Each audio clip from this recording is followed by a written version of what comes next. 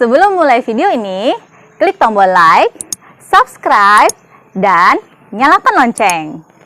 Isi absen di kolom komentar dengan cara ketik nama lengkap, kelas, dan nomor absen.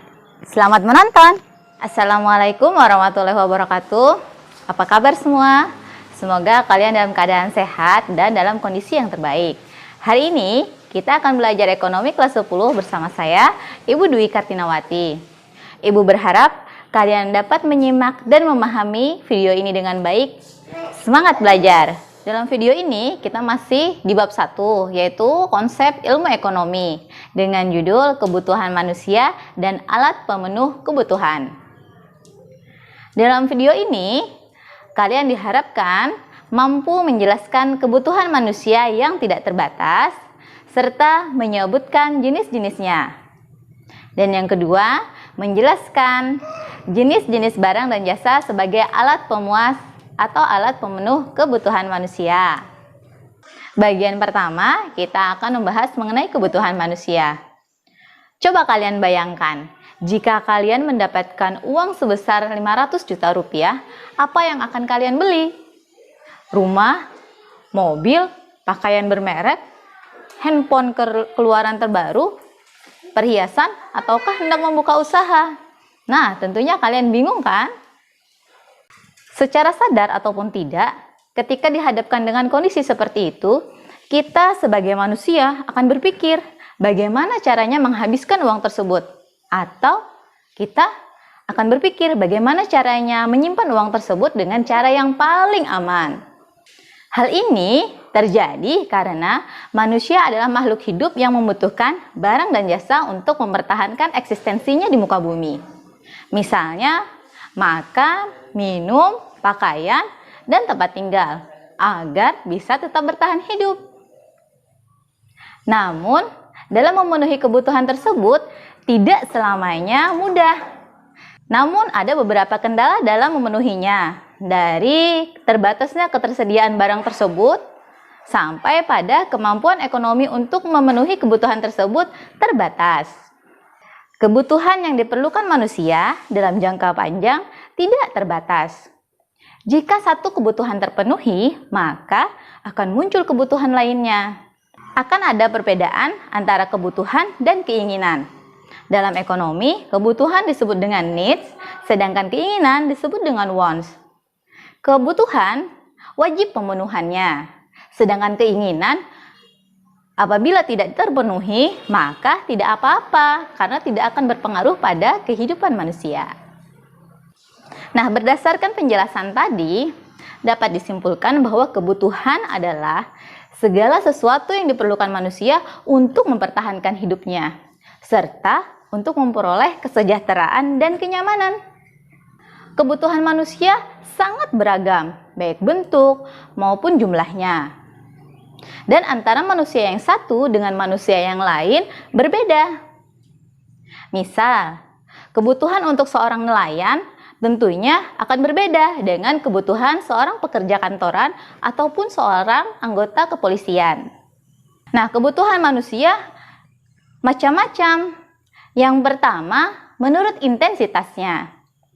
Menurut intensitasnya ada 3 kebutuhan, yaitu ada kebutuhan pokok atau biasa disebut dengan kebutuhan primer, kebutuhan sekunder, dan kebutuhan mewah atau kebutuhan tersier. Pertama, kebutuhan primer. Kebutuhan primer atau kebutuhan pokok adalah kebutuhan yang paling dasar untuk mempertahankan hidup. Jika kebutuhan ini tidak terpenuhi, maka kelangsungan hidup manusia akan terganggu. Kebutuhan ini yaitu makan, minum, pakaian, dan tempat tinggal. Selanjutnya, kebutuhan sekunder. Kebutuhan sekunder atau kebutuhan tambahan, yaitu kebutuhan yang diperlukan setelah semua kebutuhan pokok terpenuhi dengan baik. Kebutuhan ini sifatnya hanya menunjang kebutuhan primer. Misal, manusia perlu makan. Jika hanya sekedar makan, maka itu masih kebutuhan primer. Tapi, jika makanan tersebut harus lengkap dan bergizi, ditambah susu, dan ditambah vitamin lainnya, itu menjadi kebutuhan sekunder. Kemudian, apabila pakaian jika harus yang bermerek atau mengikuti mode tertentu, maka itu menjadi kebutuhan sekunder. Yang selanjutnya, kebutuhan tersier. Kebutuhan tersier sifatnya mewah atau berlebihan. Hal ini bisa dipenuhi apabila kebutuhan primer dan kebutuhan sekunder telah terpenuhi. Misal, mobil, home theater, berlibur ke luar negeri, atau membeli apartemen. Ketiga kebutuhan ini dapat digambarkan seperti berikut. Yang paling bawah kebutuhan primer, maka semakin ke bawah kebutuhan tersebut, intensitasnya semakin tinggi. Artinya semakin sering dan paling dibutuhkan dalam kehidupan manusia. Kemudian yang paling atas adalah kebutuhan tersier. Semakin ke atas maka intensitasnya semakin rendah, artinya semakin jarang pemenuhannya. Selanjutnya, kebutuhan menurut sifatnya. Manusia juga memerlukan barang dan jasa atas fisik dan jiwanya. Maka kebutuhan dibagi atas dua, yaitu kebutuhan jasmani dan kebutuhan rohani. Kebutuhan jasmani adalah kebutuhan yang berkaitan dengan fisik atau tubuh manusia. Misal, makan dan minum, pakaian, tempat tinggal, serta berolahraga. Selanjutnya, kebutuhan rohani. Kebutuhan ini berkaitan dengan psikis atau kejiwaan manusia. Oleh karena itulah, kalian perlu hiburan ketika penat melakukan kegiatan seharian, atau mendengarkan musik, menonton film yang kalian suka, atau bahkan mengikuti kegiatan keagamaan. Kebutuhan menurut subjeknya. Maksudnya, siapakah yang memerlukan kebutuhan ini? Individukah atau sekelompok orang? Yang pertama, kebutuhan individu atau kebutuhan pribadi. Kebutuhan ini dapat dipenuhi untuk diri sendiri atau secara individu. Misal, makan, minum, dan pakaian. Selanjutnya, kebutuhan kelompok atau kebutuhan kolektif. Ini berkaitan dengan kebutuhan sekelompok orang. Biasanya berkaitan dengan fasilitas umum, seperti tempat ibadah, sekolah, jalan raya, ataupun jembatan. Selanjutnya, kebutuhan menurut wujudnya.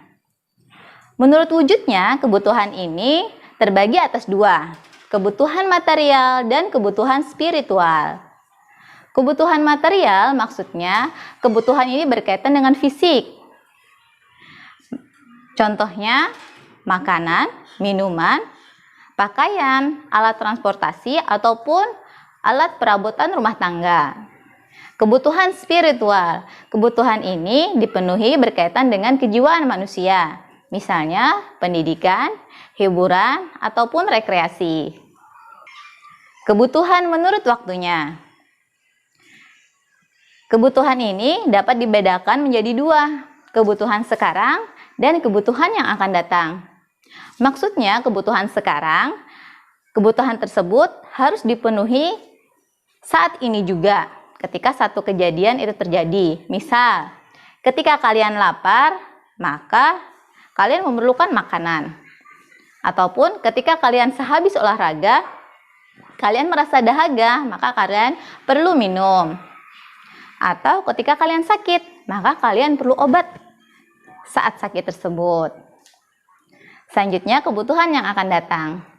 Kebutuhan ini harus dipenuhi sekarang, tetapi maksudnya untuk menutupi kebutuhan yang akan datang. Apa misalnya? Misalnya, menabung atau pendidikan. Menabung diperlukan saat ini kalian menabung, tapi manfaatnya akan kalian rasakan nanti. Atau pendidikan. Saat ini kalian menempuh sekolah menengah atas dan nanti itu kalian perlukan ijazahnya untuk melanjutkan pendidikan ke perguruan tinggi ataupun untuk mencari pekerjaan. Sekarang bagian kedua. Kita akan membahas mengenai alat pemenuh kebutuhan. Pemenuhan kebutuhan akan tercapai jika tersedia alat pemenuhnya, yaitu berupa barang maupun jasa. Barang adalah segala sesuatu yang sifatnya berwujud, dapat dilihat, dan dapat diraba. Sedangkan jasa adalah segala sesuatu yang sifatnya tidak berwujud, namun memberikan manfaat bagi kita. Alat pemenuh kebutuhan dapat dikelompokkan atas beberapa. Yang pertama, menurut cara memperolehnya. Menurut cara memperolehnya, benda terbagi atas dua, benda bebas dan benda ekonomi. Benda bebas adalah benda yang dapat digunakan untuk memenuhi kebutuhan dan untuk memperolehnya tidak memerlukan pengorbanan. Misalnya, sinar matahari. Kalian memerlukannya untuk apa? Banyak kan ya? Untuk mengeringkan pakaian, atau bagi nelayan untuk membuat ikan asin atau ikan kering. Nah, itu sangat diperlukan. Kemudian, benda ekonomi. Benda ekonomi adalah benda yang digunakan untuk memenuhi kebutuhan manusia dan cara memperolehnya memerlukan pengorbanan. Artinya kalian harus mengorbankan sesuatu, baik uang maupun tenaga. Misalnya untuk mendapatkan pakaian, kalian harus membelinya terlebih dahulu. Apa yang kalian korbankan? Sejumlah uang kan ya? Kemudian yang kedua, benda menurut kegunaannya. Ada benda konsumsi dan benda produksi. Benda konsumsi adalah benda yang secara langsung dapat digunakan untuk memenuhi kebutuhan manusia, seperti makanan, alat tulis, maupun pakaian. Kalian dapat menggunakannya secara langsung untuk memenuhi kebutuhan kalian. Sedangkan benda produksi atau dalam ekonomi biasa disebut sebagai barang modal.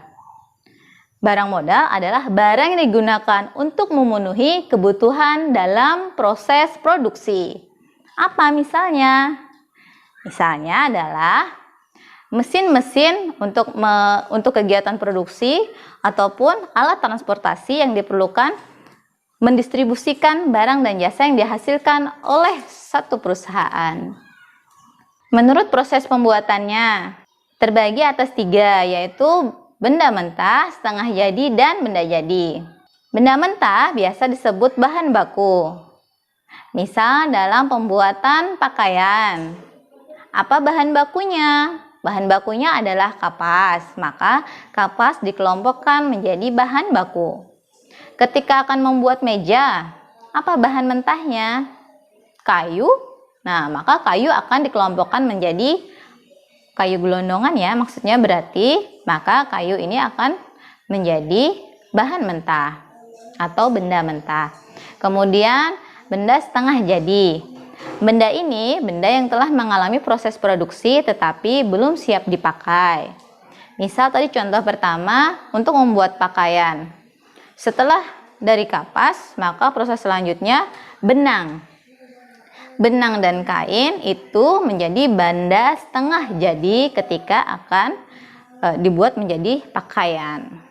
Kemudian yang terakhir ada benda jadi. Benda ini telah siap dipakai atau digunakan ataupun dikonsumsi oleh manusia atau oleh kita. Misalnya pakaian, kita tinggal siap menggunakannya saja. Kemudian benda menurut hubungannya dengan benda lain. Ternyata satu benda dengan benda yang lain itu punya keterikatan. Nah, menurut pengelompokan ini, benda terbagi atas 2, benda komplementer dan benda substitusi. Benda komplementer atau benda pelengkap. Kalian ingat saja komplit gitu ya, komplit lengkap. Maka benda komplementer disebut juga sebagai benda pelengkap.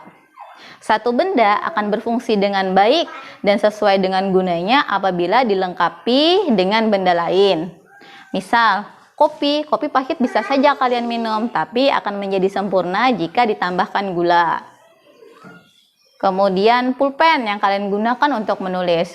Kalau tintanya habis, maka tidak berguna, maka pulpen itu lengkap sudah dengan tintanya. Atau kendaraan. Kendaraan tanpa bensin tidak lengkap, maka bensin menjadi pelengkap atas kendaraan. Selanjutnya, benda substitusi atau benda pengganti. Benda substitusi atau benda pengganti adalah benda yang fungsinya menggantikan barang lain. Misal, jagung bisa menggantikan fungsi beras sebagai sumber karbohidrat. Jadi gas bisa menggantikan minyak tanah. Nah, mari kita buat satu kesimpulan. Yang pertama, kebutuhan yang diperlukan oleh manusia dalam jangka panjang tidak terbatas. Jika satu kebutuhan terpenuhi, maka akan muncul kebutuhan lainnya. Kemudian, akan ada perbedaan kebutuhan atau needs dan keinginan atau wants. Kebutuhan wajib pemenuhannya, sedangkan keinginan bisa saja tidak dipenuhi.